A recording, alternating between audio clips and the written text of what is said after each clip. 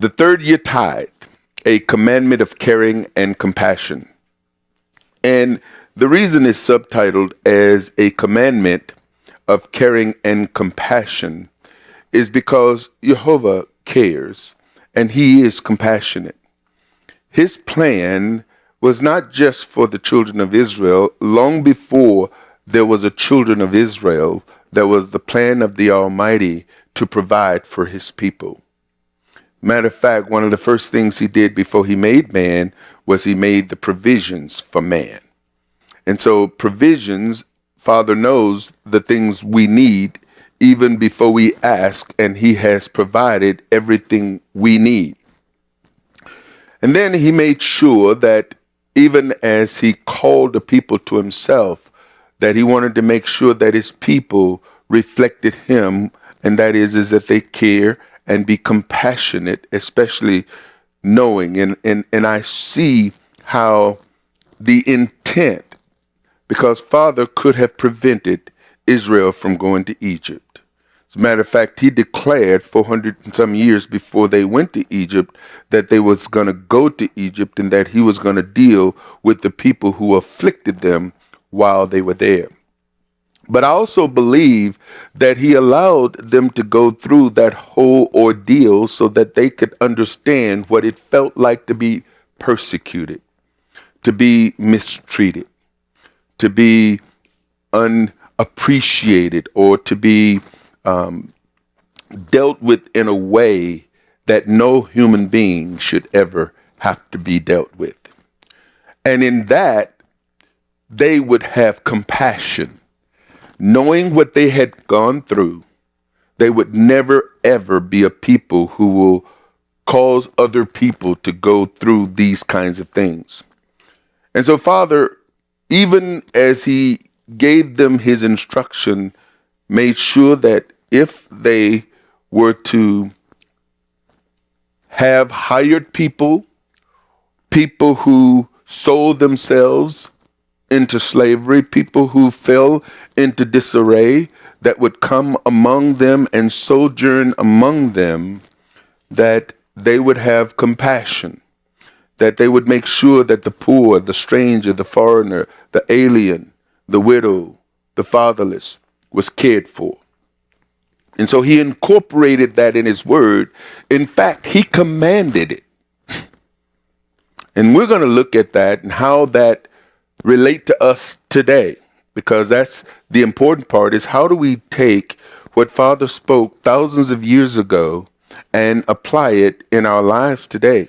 There are too many who believe that the word is old-fashioned, that it's out of date, that it was for people in a certain time, or even today it's for people in a land, or it's for that land. When the fact of the matter is that the Almighty wanted Israel to be a light to the world, that they were to be the example nation to the entire world, that the world would see the favor of YeHoVaH on Israel and would desire to know the God of Israel, the God of Abraham, Isaac, and Jacob. And so that was Israel's purpose. That was Elohim's plan. And his plan has not changed. His plan, brothers and sisters, have not changed. Though we fail to live up to what he has called us to do, doesn't cause him to dumb down his plan. Hallelujah. So, the third year tithe, the commandment of caring and compassion. Last week, and this is kind of like a continuation of last week, even though it's a standalone teaching, it does incorporate some of the things that were brought out last week. For instance, the first year tithe, or the first tithe. This tithe, the Bible tells us, is every year, and it is found Leviticus 27, verse 30 through 34. And just to give you the opening of that, it says, "And all the tithe of the land, whether of the seed of the land or of the fruit of the tree, is YeHoVaH's. It is holy unto YeHoVaH."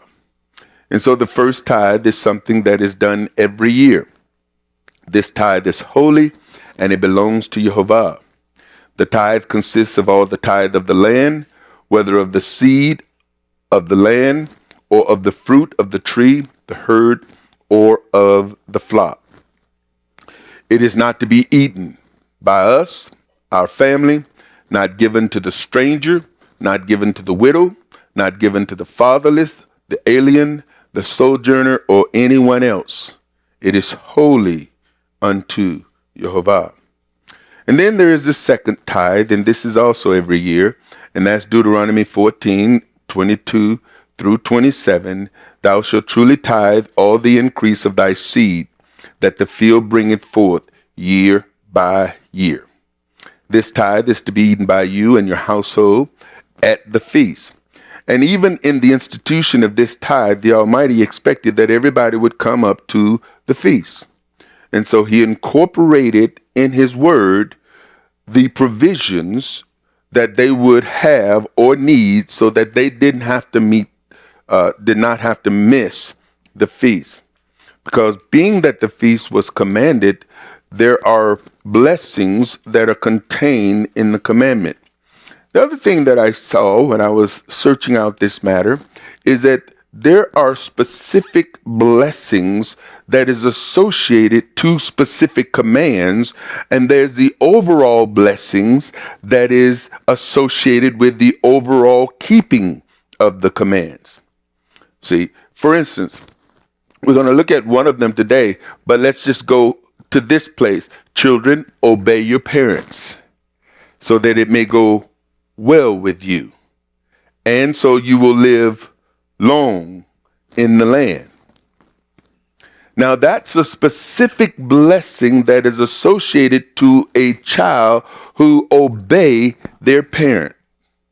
It's specific. Now, that blessing is also pertaining as an overall blessing, but it is a specific one to the child. There are specific blessings to a wife who the Bible talks about will, when it comes down to childbearing, you see, there are specific things that the Almighty is asking for that wife so that when she bears a child, it is not a difficult matter. There are specific blessings to a husband. And this we even see in Peter's teaching where he says, listen, husband, don't deal harsh with your wife, because if you do that, your prayers will be hindered. You don't want your prayers hindered, do you?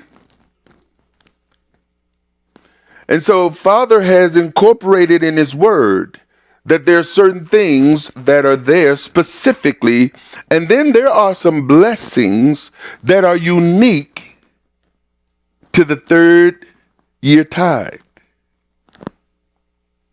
And we're going to see that here. The first tithe is every year. The second tithe is every year. The third tithe, and that should be tithe, not time. You know, sometimes the devil messes with your keyboard, especially if you texting. You notice that sometimes when you text it just changes, and you know what you wrote, and then you send it, and then you see it, and it's like, that's not what I wrote. It's like, who gave the devil permission to autocorrect me? Y'all know what I'm talking about. It happens also in some of these, I have spell check and spell correct, and it corrects as you go sometimes, but it doesn't correct a word that is properly spelled, even though it may be the wrong word. Hallelujah. So the third tithe, or the third year tithe, is the third and sixth year. The third tithe is the third and sixth year tithe, and this is found in Deuteronomy 14:28. Now, when we look at tithe, it is easy to conclude that everywhere you see tithe is pertaining to the tithe. But there's specific instructions that is associated with these word tithes found in certain places. And if you read the context, you'll see what it's communicating and hopefully cause us to make the distinction that is there. At the end of 3 years, thou shalt bring forth all the tithe of thine increase the same year, and shall lay it up within thy gates. Now, when I look at this and you look at it at the end of 3 years, it's like, okay, if I bring all the tithe and lay it up within my gate, what am I going to have to go up to the feast? And if the tithe is holy unto YeHoVaH, and I can't eat it, and I'm not to give it to the stranger, the widow, the foreigner, the alien, then how can I take the tithe and lay it up within my gates? Is Father contradicting himself? And that's the issue. He's not contradicting himself. Maybe we may not be understanding it, which is why we have to look at the whole counsel. So he says, at the end of every 3 years, thou shalt bring forth all the tithe of thine increase the same year, and shall lay it up within thy gates. And the Levite, because he has no part nor inheritance with thee, and the stranger and the fatherless and the widow, which are within thy gates, shall come and shall eat and be satisfied. That YeHoVaH your Elohim may bless thee in all the work of thine hand, which thou doest. Now, in this particular passage, he puts the Levite, the stranger, the fatherless, the widow in the same category. But there's something else. And last week we looked at the first tithe and what the Almighty did with that tithe. We won't go into that today. You have to look at that teaching. The 3rd year tithe coincided with Shemitah, the year of release. And you say, well, how do you come to that conclusion? Well, we just take a look. The 7th year Shemitah year is the year of release. Now, the thing about Shemitah, there were several things that took place, and we did a teaching on the Shemitah. It's in our bookstore. We did it a couple of years ago. And this pertained to several things. One, Shemitah was a year of release. It's the year that debt was to be released. 2, Shemitah was a year that the land rested. There was to be no planting, no sowing, and no harvesting. And then 3, Shemitah was also part of the counting of sevens to the Jubilee. So in the 7th year, there was to be a release, and then there was to be a counting up to where any land that had fell into the hands of someone other than the property owner or the family line in the year of Jubilee, that land was to be returned to its proper family. And so you had all of these things that were associated. And Shemitah, the counting of sevens, is what counted up to Jubilee. In Leviticus 25:1, and YeHoVaH spoke unto Moses in Mount Sinai, saying, Speak unto the children of Israel, and say unto them, When you come into the land which I give you, then shall the land keep a Sabbath unto YeHoVaH. And so the Shemitah started the count from the year they entered in the land. So when they entered in the land, the 1st, 2nd, and 3rd year, the tithe was laid up within the gates. The 4th, 5th, and 6th year, the tithe was laid up in the gates. And then the 7th year, there would be no growing. Now, the thing about Shemitah is the land rested. It didn't mean that animals stopped getting pregnant. It didn't mean that they stopped reproducing. You see, Shemitah was associated with the land, and so was the 3rd and the 6th year tithe. Every 10th animal still had to be tithed. Every 10 sheep, every 10th goat, every 10th cow or ox still had to be what? Tithe. And then within that, every male that broke the matrix was also redeemed.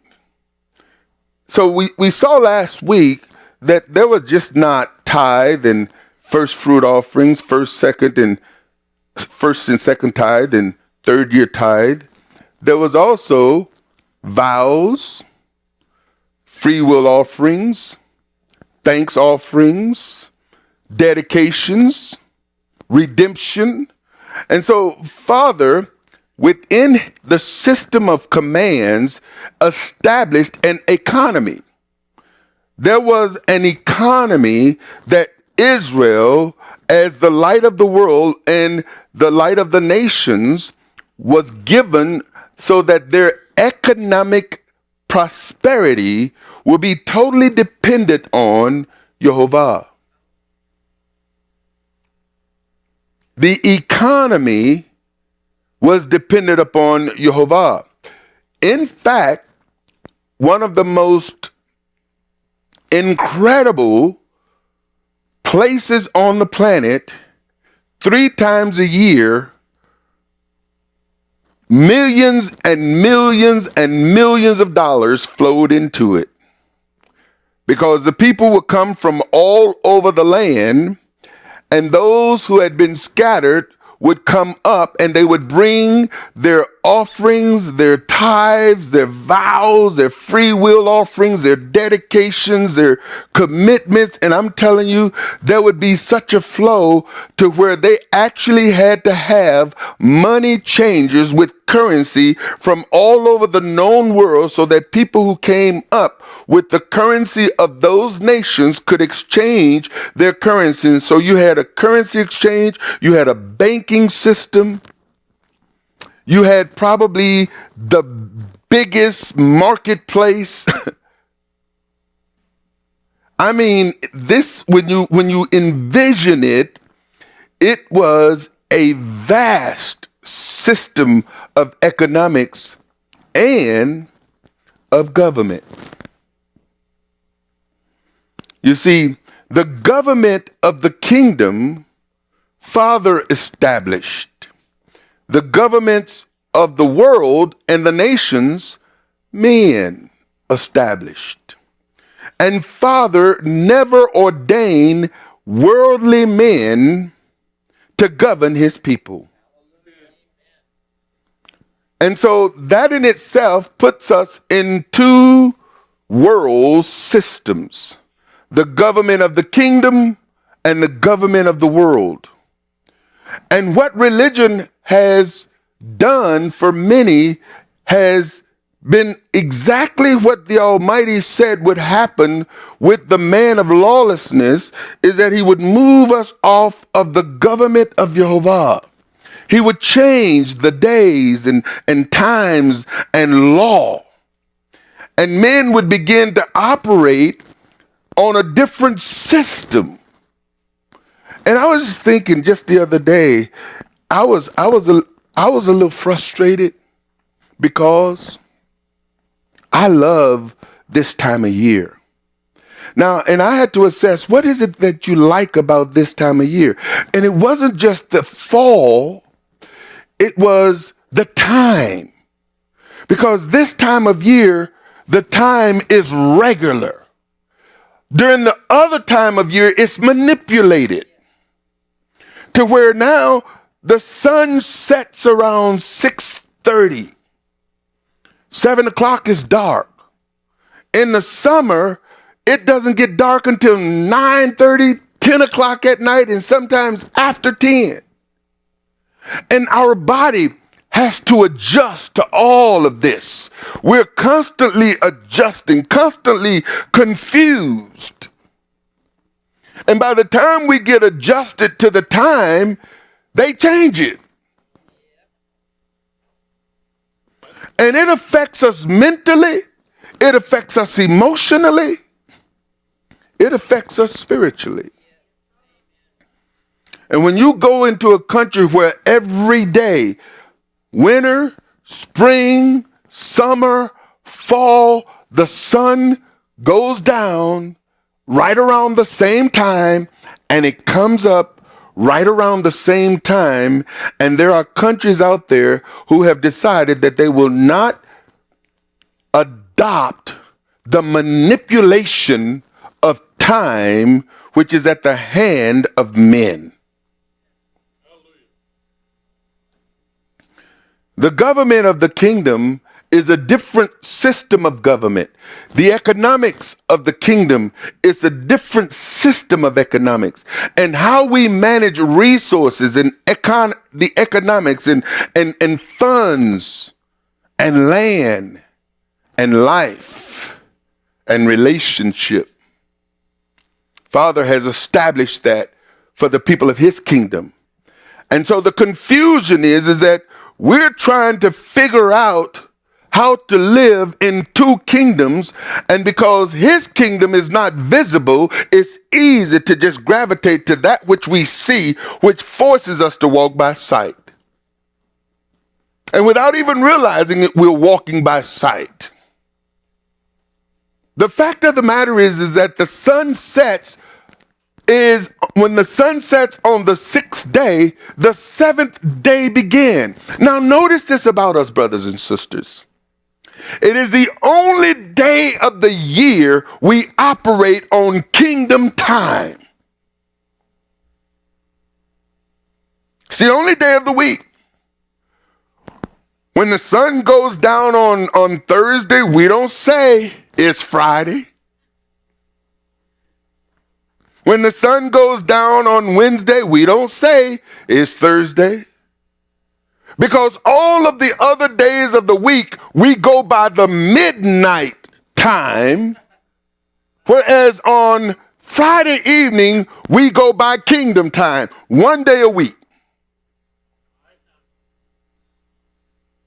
And we don't even realize we're doing it because we've been so manipulated and moved off of the economy of the kingdom to where we just automatically gravitate, and unless you intentionally and forcefully put yourself in a kingdom mindset, you will constantly be manipulated.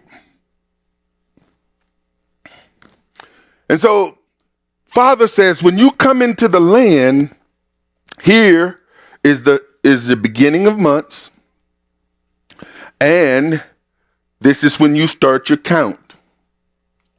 Now, this count was perpetual, but because of the manipulation of time, it's difficult for us, and because Israel never celebrated a jubilee, in fact, it seems that they didn't even let the land rest. We know that the reason they were carried into Babylonian captivity was because of the fact that they would not let the land rest, which suggests to me they adopted another system of economy. Their economic system caused them to work, plant, reap, sow, harvest, and they got caught up in the economics of the world.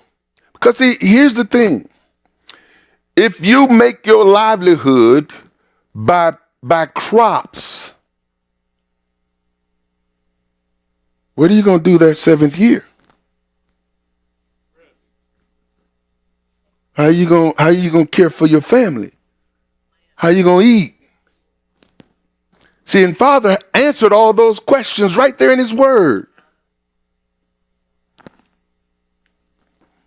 Verse number 3, 6 years thou shalt sow thy field, and 6 years thou shalt prune thy vineyard, and gather in the fruit thereof. But in the seventh year shall be a Sabbath of rest unto the land. A Sabbath for who? YeHoVaH. Thou shalt neither sow thy field, nor prune thy vineyard. That which groweth of its own accord of thy harvest thou shalt not reap, neither gather the grapes of thy vine undressed, for it is a year of rest unto the land. So what is he saying? He's saying, listen, everything that I produce is going to reproduce after its kind. The seed that the Almighty gave the children of Israel was a seed that produced and reproduced and reproduced and reproduced and reproduced. It wasn't genetically modified. It wasn't a 1-year seed that had to be planted every year. Now, the seed that they planted the following year came from the crop that they harvested. So they harvested crop, but they also harvested seed for the next year's crop. Whenever we got a crop that doesn't produce its own seed, we got a problem. There is a serious problem. And through the manipulation of time and economics, the scientific community have now been able to design seed that don't reproduce, which causes people to come back to them year after year and buy new seed because the seed doesn't produce anything. If the seed doesn't produce, then what are we eating? We're eating something that don't produce, and the Almighty said everything He creates produce after its kind. If we're eating things that don't reproduce, going into a body that is supposed to reproduce, is it possible that that which don't reproduce can affect the reproduction system? Yes.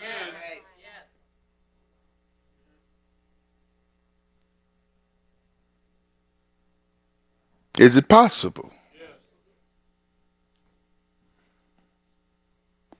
That's a major impact on this body that came from the ground that is supposed to reproduce after its kind.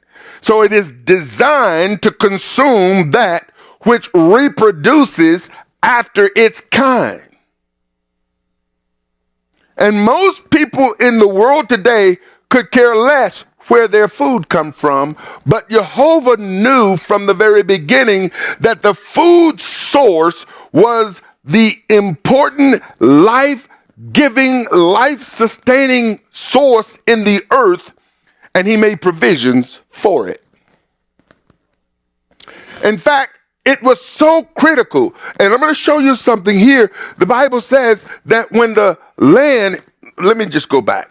Notice what He says here in verse 4.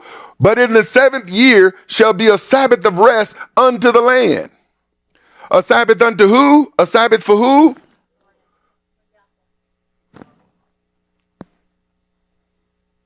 So if He says, I want the land to rest, who am I to say, I'm not going to let the land rest? Now I'm going to show you where the confusion gets. Here's where the confusion is. The confusion is, it's His land, but I think it's mine.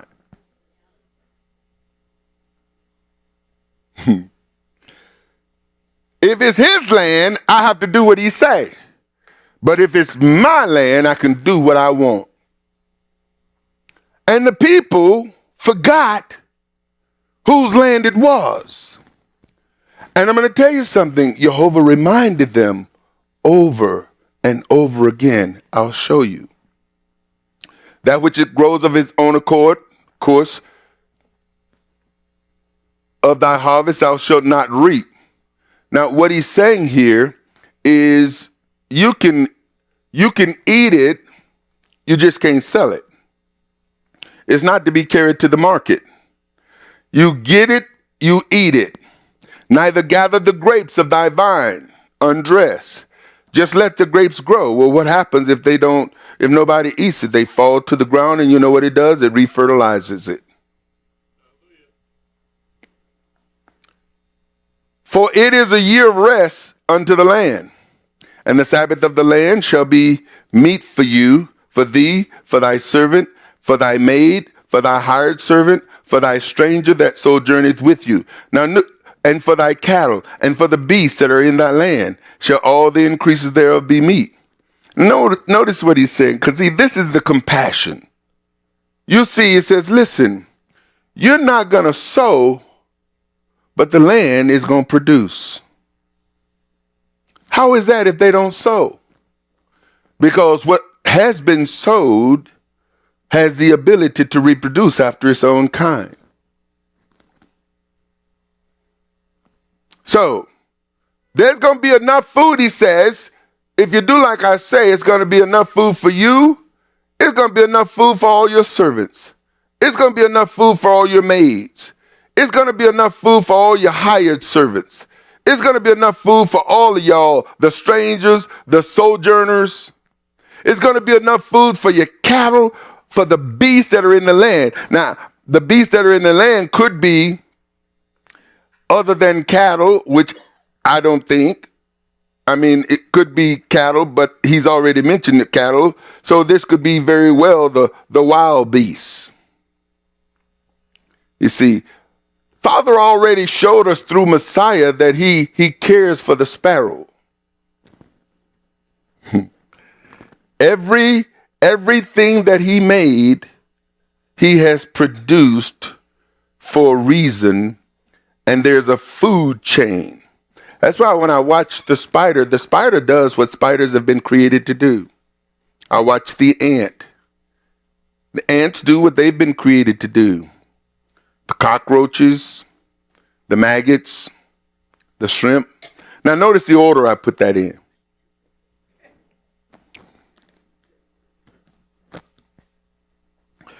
And for the cattle, he's concerned about the cattle, the beast, and everything else. At the end of every 7 years, thou shalt make a release. And this is the manner of the release. Every creditor that lendeth aught unto his neighbor shall release it.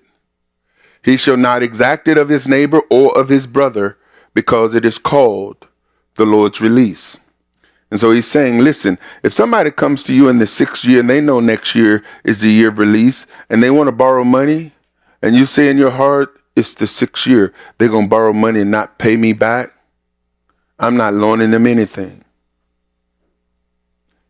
Father says, of a foreigner thou mayest exact it again, but that which is thine, which with thy brother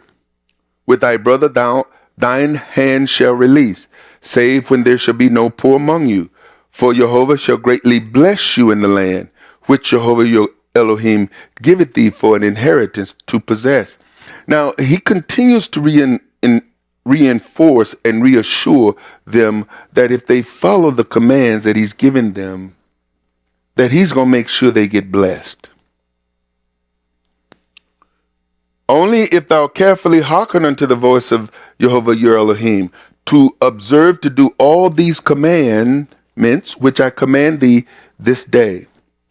And Moses commanded them, saying, now, what we're going to do is we're going to jump over to Deuteronomy here, because there's further instructions on this 7 years. And I know we're talking about the 3rd year, and I'm going to show you how this connects.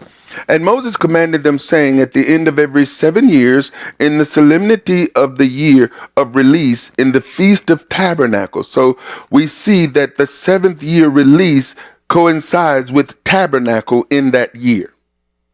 And this is when it's to be done. That the release at tabernacle is the end. You could release it any time, but the deadline is tabernacle. When all Israel is come to appear before, let me back up here. A person who is genuinely sincere about their walk in faith would not borrow with the expectation that it is the year of release, so I'm going to come to you and borrow money with no intention of paying it back. Because the Bible says, he that borroweth and do not repay is what?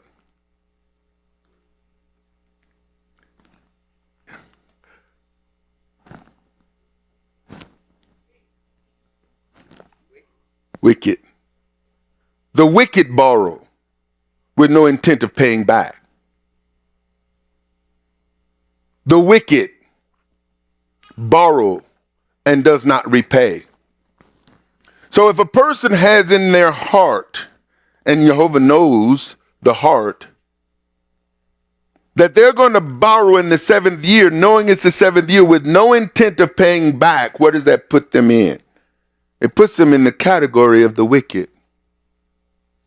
And so just as I, as a person who want to walk and uphold the commands of the Almighty, then every person who is genuinely connected to the Almighty and want to serve Him and for Him to be pleased with them is going to examine their hearts and not do that which is wicked.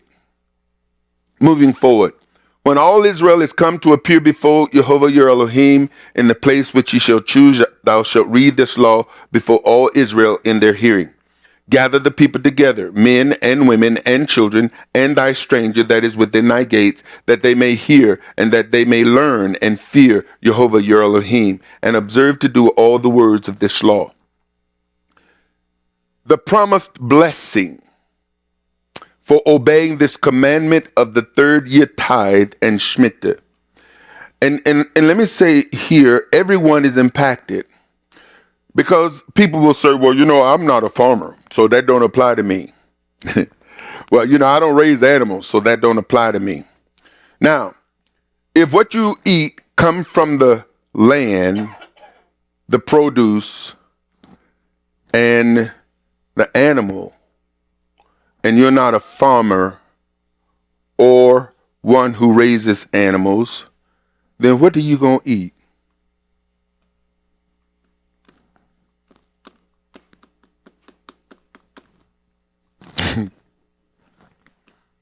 How do you eat?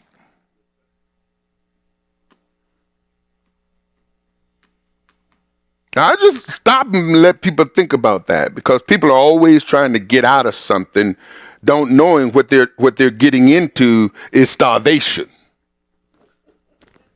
Because if you don't grow your own food and you don't raise your own animals, then you now have to buy food.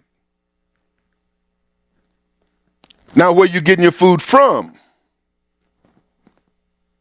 Because if the people you're buying your food from is not applying kingdom principle, and the children of Israel, because see, everybody is impacted by the land resting, otherwise they don't eat. And you know what happens if you don't eat for a while? So I just thought I'd throw that in there. Whether you are a farmer or a herdsman or not, you're still dependent on the crops and animals for eating. Either you raise them or you barter. Either you raise them or you buy them. And well, if we're only supposed to tithe from the land, well, if you buy food, you got tithe. Because all of a sudden you got produce.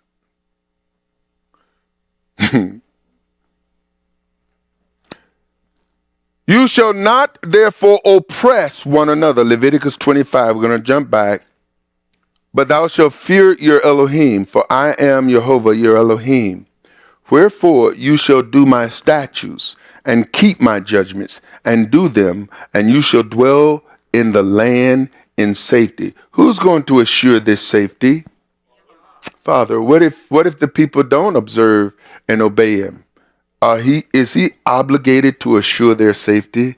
See, that's where that whole idea came from, protection money. For me, that's how I saw it.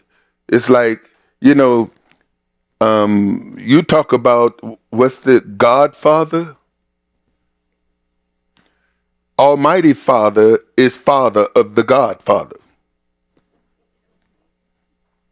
And the Godfather is only on this level. Are you hearing me? Father is almighty. And so if anybody is going to get any protection money, it's going to be him, because he is the one who ultimately is watching over all of it. And the land shall yield her fruit. Why? Because Father's going to tell it to. The land is going to do what he tell it. And you shall eat your fill and dwell in safety. Now here's the question. And Father, anticipate the question. And if you shall say, what shall we eat the 7th year? Behold, we shall not sow nor gather in our increases. So if we don't sow, there's not going to be anything to gather in. So what are we going to eat? He said, don't worry, I got you covered. I will command my blessing upon you in the 6th year, and it shall bring forth fruit for 3 years. Amen. Now you talk about a harvest right here. You sow, and he bring in enough for 3 whole years. Who gonna do this? So what we see, ladies and gentlemen, is that all of this and everything that he commands and everything that he gives his people to do is based on trust. It's all based on faith, brothers and sisters. And if you don't have faith in him, then you're not going to believe him. If you don't trust him to do what he said he's going to do, you're going to take matters into your own hands and not do what he say. And so how do I know that in the 6th year, he's going to give me 3 years of produce? How do I know that? I don't.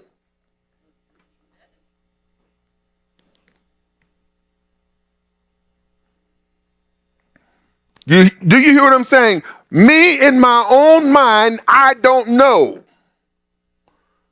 So I have to trust him just to do it. But that doesn't make sense. How are you going to reap a harvest of 3 years when the last 6 years you've been planting? First year you got a 1-year harvest. The 2nd year you got a 1-year harvest. The 3rd year you got a 1-year harvest. The 4th year you got a 1-year harvest. The 5th year you got a 1-year harvest. And now he's telling me this 6th year. And what's interesting is, because we just, year before this year, we actually planted, because in 2016, we let our land rest. Now, I'm not a farmer, and we don't raise animals, but I have a garden. And during that year,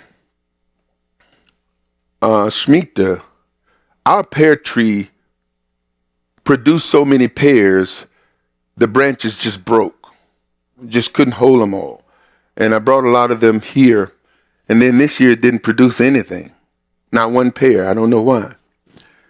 But we planted tomatoes and we planted peppers. And I had taken all of those tomatoes and all of those peppers off the vine.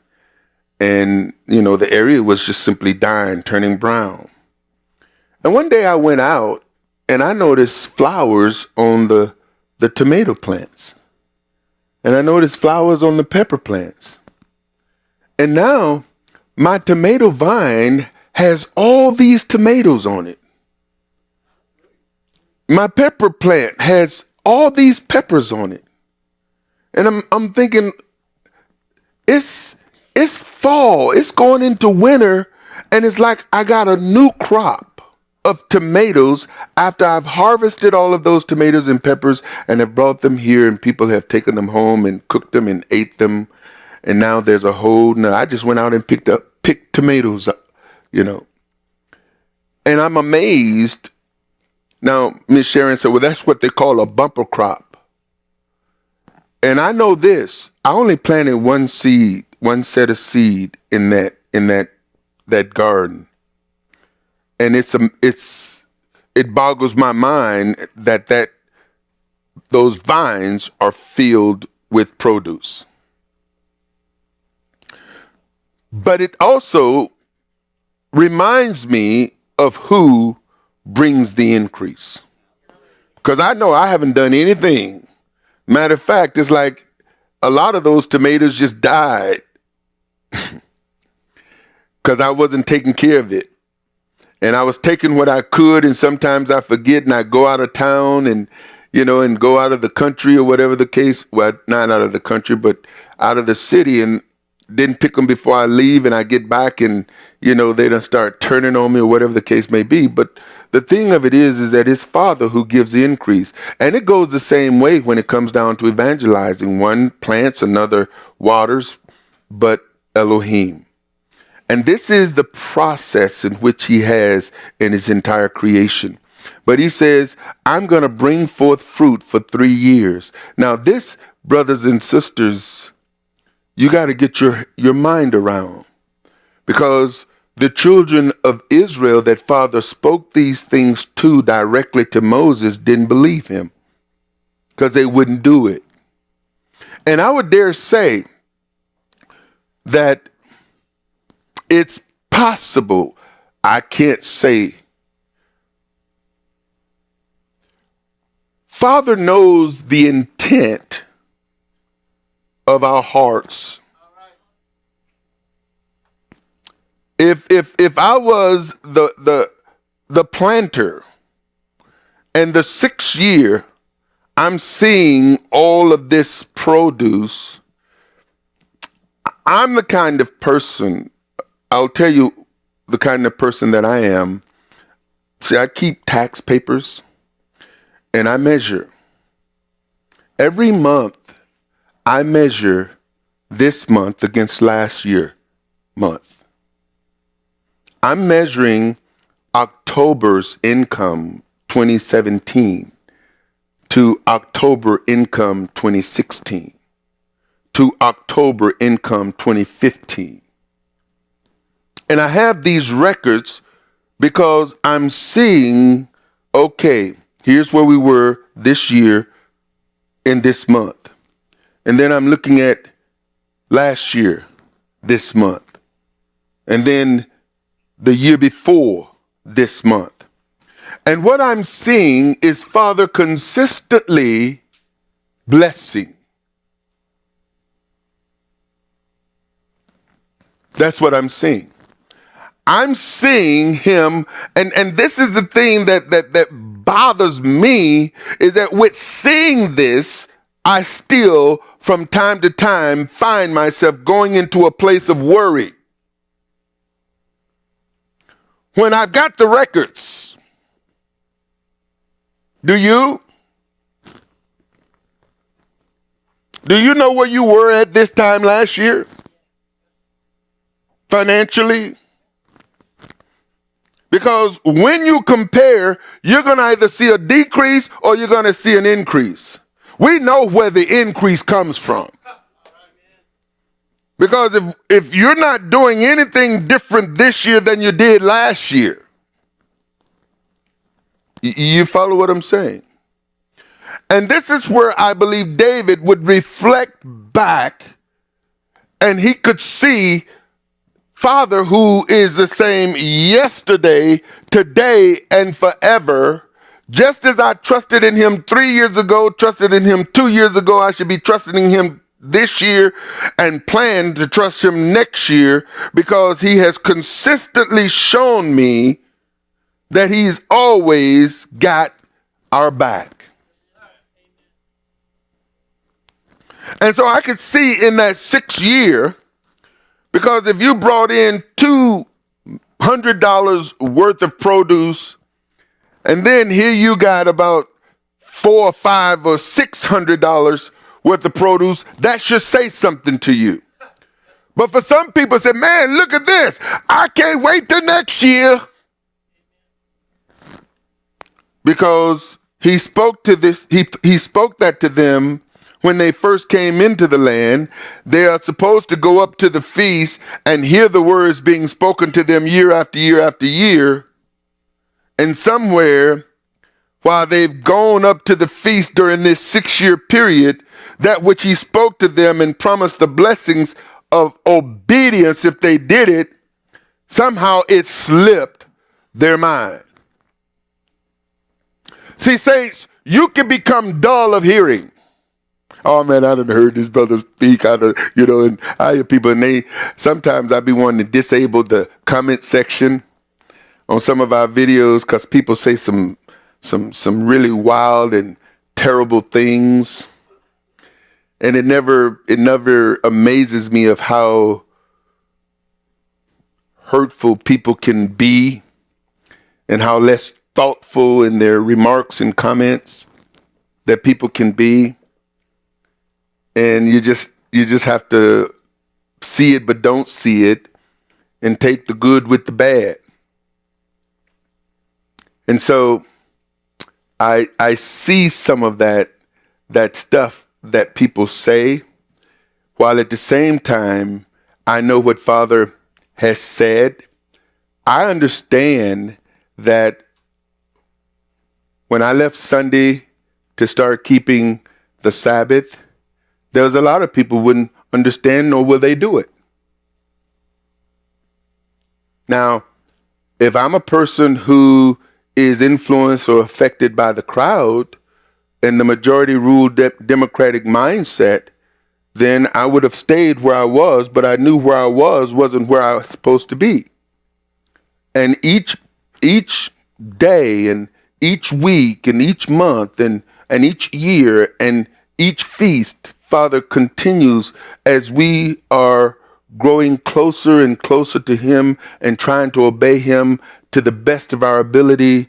When He see that we are walking in the truth of what He's revealed, He reveals a little bit more. And when we walk in the truth of what He's revealed, He reveals a little bit more. So here I am. I started keeping Torah in 2003. It's 2017, and I've never done a teaching on the third tithe. I've never even understood there was a second tithe. I heard about it. And it's like, well, why haven't you revealed it? Well, you haven't set your heart to know. You see, when you set your heart to know a thing, He'll reveal it to you. But if you don't, He won't. And so there are people who have arrived where they are, and they will not move beyond where they are because they've concluded that what they want to know, what they need to know, they know it. And anything that is contrary to that, they're going to argue and fight because they don't want to go any further. Now, you can be like that because I knew before I stood up and started doing this. I've already heard it. There you go, trying to get some more money. Well, the third year tithe don't go into the Levite, into the priest's pocket. Doesn't go into anybody's pocket. This is for the widows, the orphans, the fatherless. It's for the stranger, the sojourner, the Levites. This has nothing to do with personal gain because, see, I've been struggling over the last couple of years of how do we deal with the less fortunate among us? How do we deal with the poor among us? What is our responsibility and obligation to the widows who come? What is our responsibility to those who are transitioning? Because when I transitioned from Sunday to Sabbath, all of my support went away. Here we are generating hundreds of thousands, millions of dollars a year, and it's gone. Because the people who was supporting that work said, this boy done gone off. He done gone back under the law, and law, no, I can't support that. And we had an open house for a new building, and nobody showed up.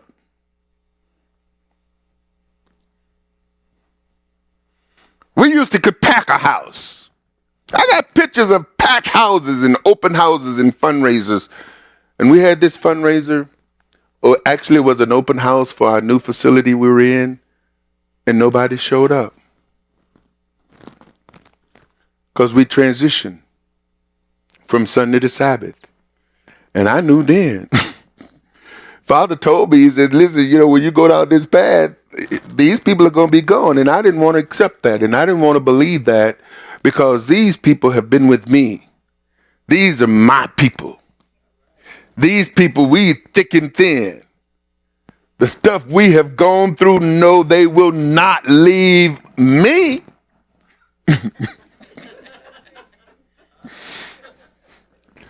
You know what I'm saying? It's all right. I ain't gonna argue with you. And man, I was so broken. Got this food, got people all dressed up and ready to greet.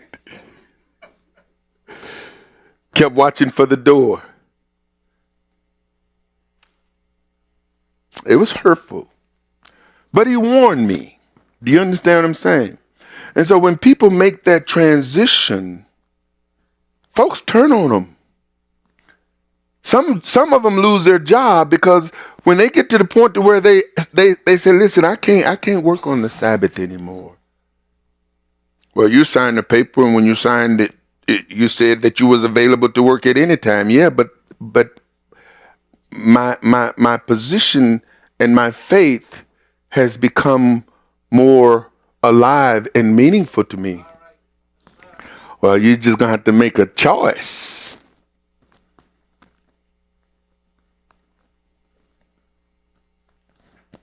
And see, this is why the kingdom need entrepreneurs. It not only need people who can sustain themselves with the creativity and the ability that the Almighty has given them, but who can take that creativity and ability and expand it to where now they can hire and bring people on. You understand what I'm saying? See, and walking in the kingdom with the Almighty is never selfish. It's always about being blessed to be a blessing. And I'll tell you about me. I've worked for people, and I'd much rather be the boss than the one who has to answer to the boss. Now, I also learned that when you are the boss, you still got a boss you got to answer to. And the ultimate boss is the one who says, now you watch how you treat those servants. You watch how you treat your servants, your sons, your daughters. You watch how you treat the people who work for you, because just as you are to enjoy your Sabbath, so are your servants. Well, they don't keep the Sabbath. They don't believe my faith. Do you? And you know what's really tough? Having a servant who want to work on the Sabbath. Now it gets to be contentious. No, you can't work on the Sabbath. And believe it or not, there are people who, you know, they get their little work in. See, like Father don't see it, but see, what they do on their Sabbath is not my responsibility. My responsibility is to make sure they ain't working for me. You see. And you shall sow the 8th year, and eat yet of old fruit until the 9th year, until her fruits come in, you shall eat of the old store. The land shall not be sold forever. And here's another one that just really, it's like, man, Father just slips in a reminder. He don't slip it in, he puts it in. The land shall not be sold forever, for the land is whose? Whose? And then he does something. He says, for you are strangers and sojourners with me. So I'm basically, he's saying, I'm the landlord, you the tenant. It's my land. It will always be my land. It is not yours to sell. And even if you sell it, you can only, if it's 40 years before the Jubilee, you can only sell it for this much. If it's 20 years before the Jubilee, you can only sell it for this much. If it's 5 years before the Jubilee, and he gives these instructions indicating that it is not the land, but the crops. It is not the land, but that which they sow in the land, because in the 50th year, it's got to be reverted back to its original owner. Why? Because that's the way he said it. Well, what if I don't want to give it back?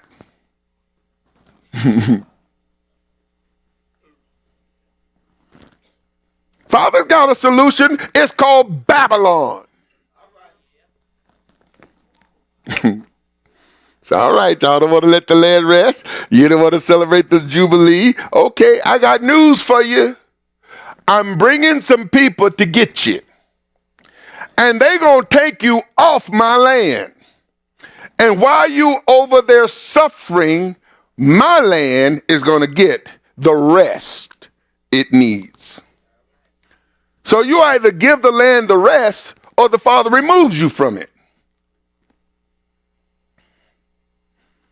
YeHoVaH reminded Israel that he was the landlord, the Lord of the land, which is what David proclaimed. David understood this. He said, the earth is YeHoVaH's and the fullness thereof, the world and they that dwell therein.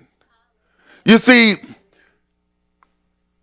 I'm amazed that looking at the fact that YeHoVaH sent the Babylonians to take Israel out, which says the Babylonians had to obey him. The Babylonians said, man, we don't care about no Israel. We ain't even thinking about that land. Father said, go. And when you get there, this is what you do. For this cause did I raise you up. Father's got a way of dealing with hard-headed, hard-hearted, stiff-necked, rebellious people. I don't want to be that person. I really don't. Because I don't want him to deal with me the way he dealt with some of those people in the book. And I saw how he dealt with some of those people in the book. You hear me? I saw how he dealt with his beloved, with the firstborn of the nations, with the apple of his eye. It's like, man, I ain't going out like that. Yes, sir.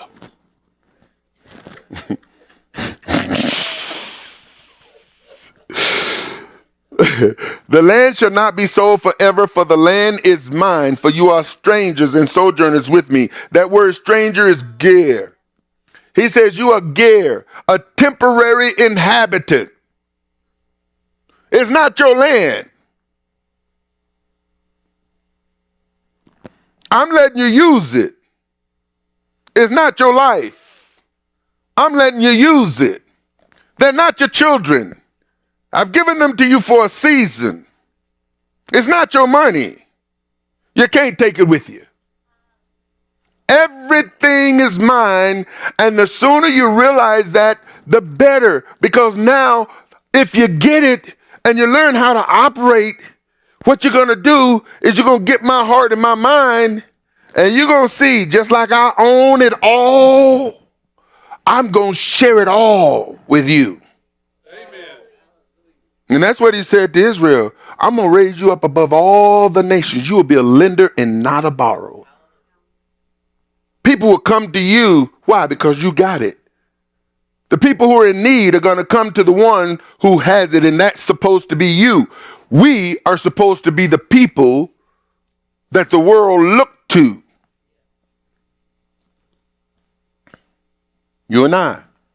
And I won't stop preaching this until we get it. Amen. I really won't. I know when I start talking, I feel it. I start talking about entrepreneurs and all the people who got jobs cringe.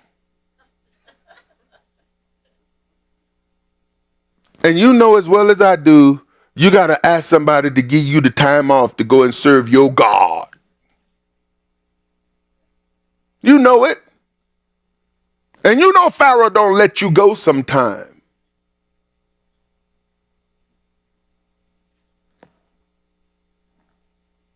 So they cringe. You start, well, what am I going to do? What am I going to do? I don't have no skill. I don't have no ability. I ain't no entrepreneur. Who told you that?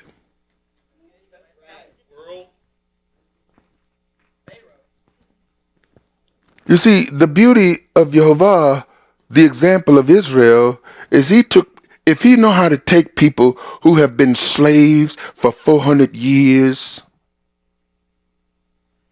and bring them into a land and make them entrepreneurs,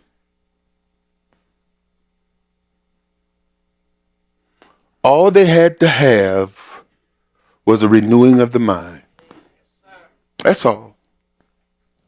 They had to go from a slave mentality to a landowner. They had to go from being somebody who was allowed to stay in the land at the master's discretion, who didn't want to let them go, to their own land. And everybody that he brought out of bondage, he says, I'm going to give you your own land. You're going to have your own house. You're going to have your own well. You're going to have your own fruit trees. Now, what you do with it is up to you. But I'm saying I'm bringing you out of bondage to make you a landowner. I'm bringing you out of slavery to make you a master. Now, the question is, you can hold on to your slave mindset, or you can take on my mind to take on the land that I'm making you landowner of, or landlord of, or you get it. And then this word sojourner is another word for foreigner. He says, listen, you in bondage, I got some land. I'm going to bring you out of bondage, and I'm going to set you in the land. Now, here's the thing. I'm not going to make you slave like Pharaoh. I'm not going to beat you.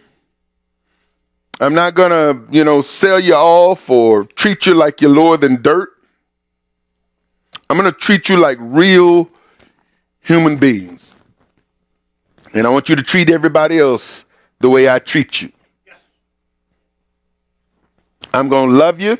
I'm going to watch over you. I'm going to fight your battles. I'm going to protect you. I'm going to provide for you. I'm going to give you everything you need and then some.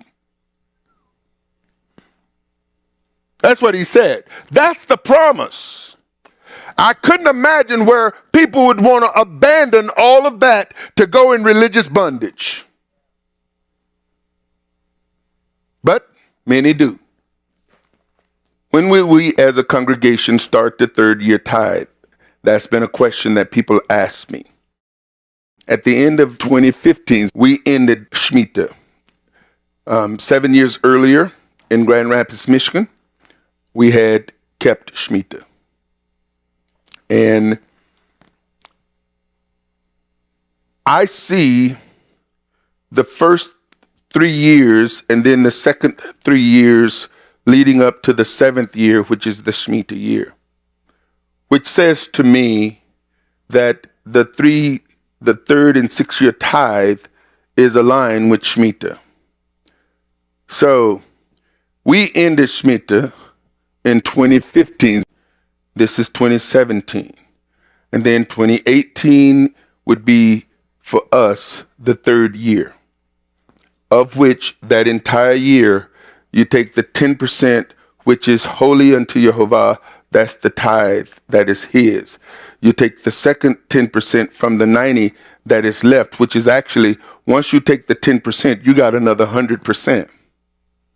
Now, I know we've said 90%, but it's not 90, it's 100% of what's left.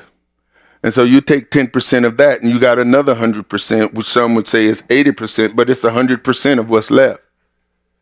And you take a 10th in the 3rd year, and during that year, that is stored up, it is saved up.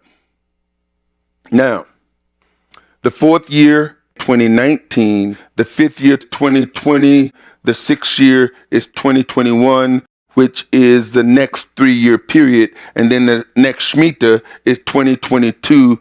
That's when the land rests again. So that will be 7 years from the time the land rested in 2015. That's my calculations. As a congregation, there's a couple of things you can do. I advocate for this one, and some would say, well, yeah, you would. And the reason why is that in the church and in the Messianic communities, there were people who, like the folks who stand out on the street corners with the signs asking for money, there are people who would go from church to church, just like those folks would go from car to car. And they would go from people to people. And I remember several times I would come and I would see a person who would come to our service and they would avoid me. And it's like, why they avoid me?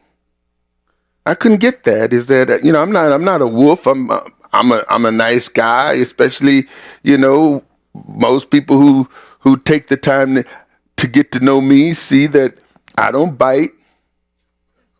I floss. I try to keep my breath, decent. If I ever get in your face and my breath stink, just say, hey, bro. And I'll go and clean my mouth out. I got mouth cleaner. You know what I'm saying? I put on cologne. I try not to smell, like I haven't showered in a few days. I try to smile, try to be nice. So, I'm trying everything to be approachable. The children call me by my first name. I'm not demanding somebody call me doctor or apostle or pastor or any other thing. So I see myself as this easy to approach person, even though some people say, well, with all that, you still ain't that approachable. And so I have to work on some areas. But I couldn't understand why people would just flat out avoid me until I trailed them. And here's what I found. I found people with sob stories and they find the most, the one who's got that do-gooder look on their face.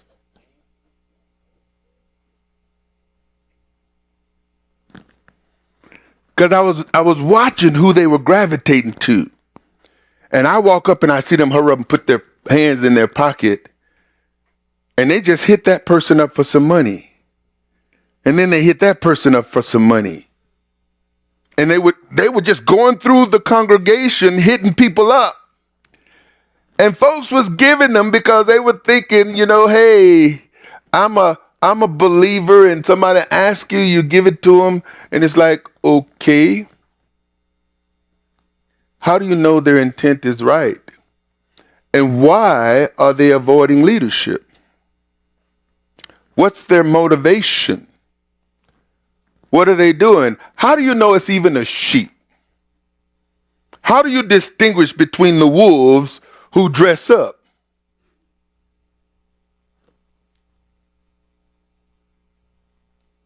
You understand what I'm saying?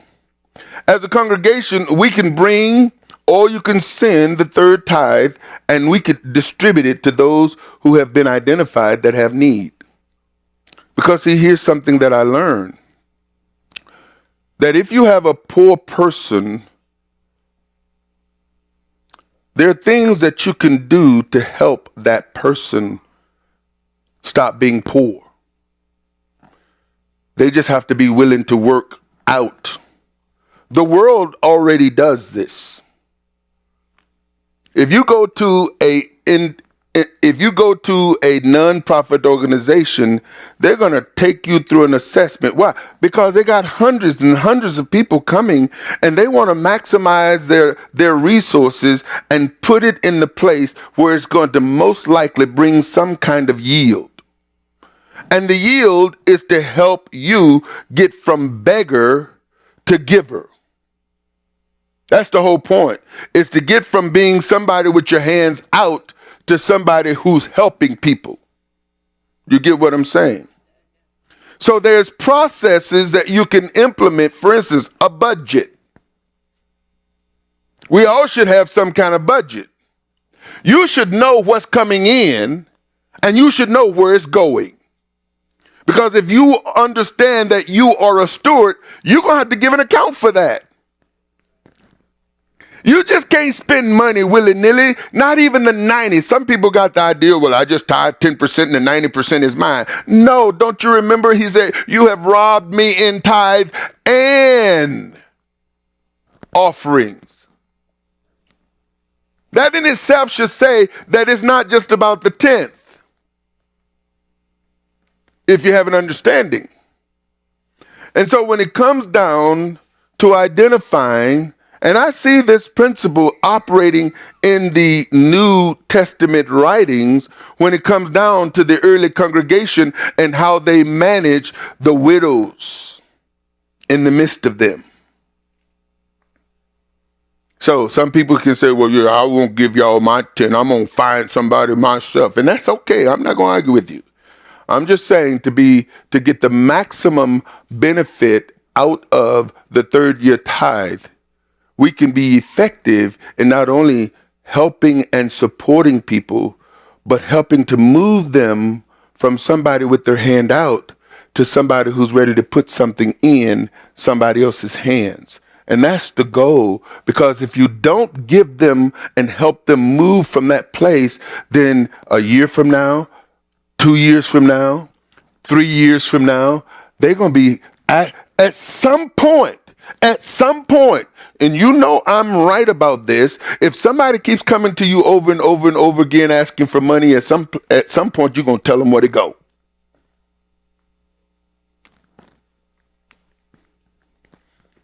At some point you're going to say, oh, wait a minute, I just gave you money last year and I gave you money last week and I gave you money last month. What you doing with your money? Where's your money going? Because see, if we believe that Father supplies all of our needs, then somewhere in the mix, I have to come to the conclusion that he has supplied your need. What have you done with the money he has supplied your need with? What have you done with it? Are you spending it on drugs? Are you spending it on alcohol? Are you spending it on women? Are you spending it in gambling? Are you mismanaging it? Do you have holes in your pocket? You follow what I'm saying? If you really want to help somebody, sometimes you got to find out where the problem is and then help them resolve it, not to condemn them, but to correct it. The second tithe should be started now so that you can begin saving up to attend Passover, unleavened bread, Pentecost, and Tabernacle. You see, Father intended for his people to come up 3 times a year, not once, but 3. And he incorporated in his economy a means by which they would have the resources to do that. But it's going to require, again, proper management of resources. We're going to have to properly manage our resources. And when you begin to properly manage your resources, you're going to identify where the leak is, where the hole is, where the excess is. And I remember when I was struggling with tithe and I started tithing, and Father began to show me how to be a better manager of money. I mean, here I am spending $30, $40, $50 a week on vending machines, eating packaged, processed food. Y'all remember them hamburgers you got out the vending machine? You had to put a pound of ketchup and a half a pound of mustard just to make the thing taste good? Anybody know what I'm talking about? Come on, wave at me. Some of the nastiest stuff you ever ate, but it didn't stop you from going to that vending machine. And here it is, you got a wife who cooks wonderful meals and you got leftovers, and some of it has been in the refrigerator for so long you got to throw it away because it done start changing on you. And Father says, your wife is cooking. Why don't you take some food from home? At least you know what you're eating. Save your money. And then you know where I really, man, I'm going to tell you, Starbucks will not only eat your breakfast, Starbucks will eat your lunch and your dinner. I mean, who pay $5 for a cup of coffee? I make coffee better than Starbucks. So I bought some beans, I bought a grinder, and I bought a coffee maker, and then got one of them Stanley mugs. And I got good, fresh coffee, better than that powdered junk that coffee machine was pouring out. The point is that Father knows how to show you how to save. But once you begin to manage, because I didn't realize I was spending that amount of money on vending machines until I started asking, where's the money going? And when I start creating a budget, and then I start seeing, because that $3 here and that $3 there is just $3. But when you start adding that $3 up, pretty soon you realize that you're spending a lot of money and you got no account for it. Get account. The first tithe should be given every pay period. The first tithe is holy unto YeHoVaH. So I'm going to stop there, and I got some other stuff, but I'm going to leave it there. And then we're going to give you a moment. It may take a few moments longer. Yeah, a few moments longer. Any questions, any comments, and be nice. This program is made possible through financial contributions from viewers like you. Thank you. For more information, visit www.arthurbaileyministries.com or call 888-899-1479.